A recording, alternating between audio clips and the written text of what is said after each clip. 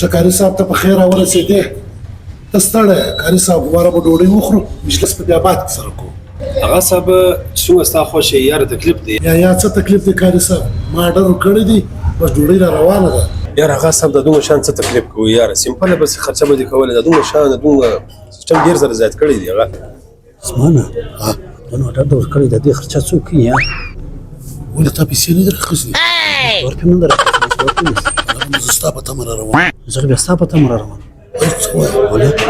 څه چمکو ولاکه خبره مې یار اوس څه چم کوو چم راوشه یار ملا دا کاري صاحب د مخ ونه شرمېږي مېلمه دی یار اوس یو چم راوشه یار څه به کوو ته یو چم وکړه ته غوږه نږدې صحیح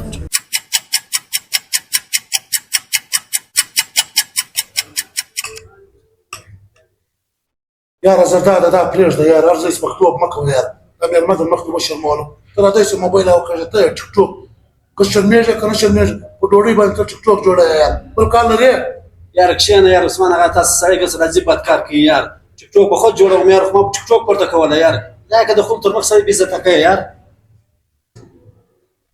کاري صاحب زما انډیوال خوا بدې شو زه به ورسم خلا به کوم رابې ولم یک به مې انتظار وکړه زه ورته ستړی ولم هغه صاحب هېڅ خبره نه ده رای ولا یاره ملګری دی خو به دې کوی سمه زور زه کاري